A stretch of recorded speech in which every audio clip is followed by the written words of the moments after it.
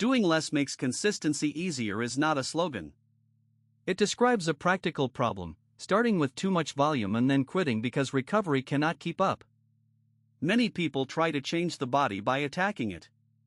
They decide that the body is weak, so they punish it with harder workouts, longer sessions, and stricter rules. At first, this looks like discipline. A few days later, it often becomes another cycle of soreness, poor sleep, low mood, and disappointment. A body that has been under-rested, overstressed, or inactive for a long time usually does not need a heroic beginning. It needs a reliable beginning, one that can be repeated without fear. In traditional martial training, the visible movement is never the whole practice. A punch is not only an arm action. A stance is not only a leg position. A step is not only a foot moving forward. The whole body has to cooperate: feet, hips, spine, breath, eyes, and attention. Modern fitness says something similar in different language. Technique comes before intensity. Recovery decides adaptation. Consistency beats occasional extremes. Daily wellness also points in the same direction. Sleep, breathing, digestion, and emotional steadiness are not separate from training. They are the ground that makes training useful. The first practical method is called the 2-set limit. For the first 2 weeks of any new exercise, do no more than 2 easy sets. Stop each set while you still feel you could do several more repetitions. Do not turn this method into another contest. The value is in making the body feel safe enough to participate. When the practice is too hard, the nervous system becomes defensive. The jaw tightens, the shoulders rise, the breath shortens, and the mind starts bargaining.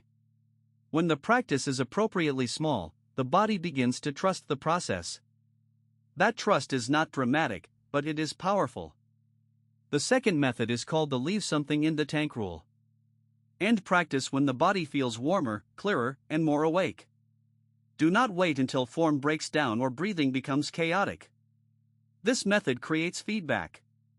Without feedback, people train according to emotion. On a good day, they do too much.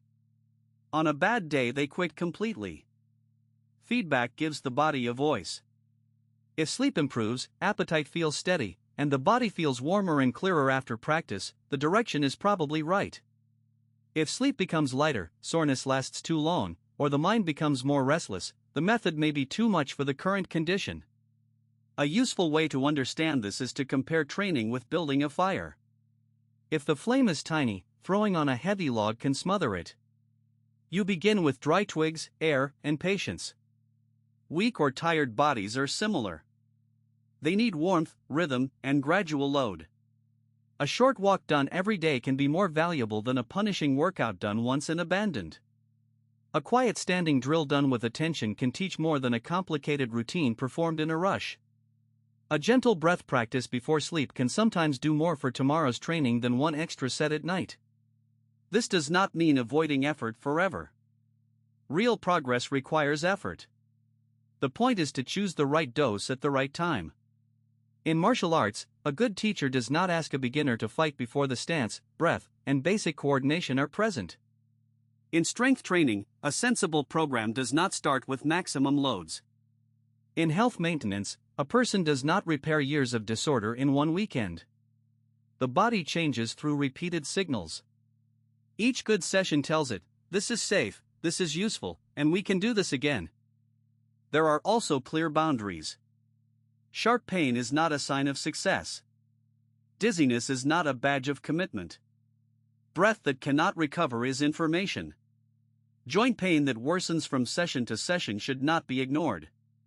If someone has a known medical condition, recent injury, chest pain, fainting episodes, or severe unexplained fatigue, they should get appropriate medical guidance rather than trying to solve everything through practice. Practical training respects limits because limits are part of intelligence. The most attractive kind of change is not the change that impresses people in one clip. It is the change that quietly enters ordinary life. You stand a little taller without forcing it. You walk with more ease. You recover from work faster. You sleep with less struggle. You stop treating the body as an enemy that must be conquered. You start treating it as a partner that can be educated. Once that shift happens, training becomes less about proving strength and more about building it. The body does not need to be shocked into order. It needs to be led there, step by step.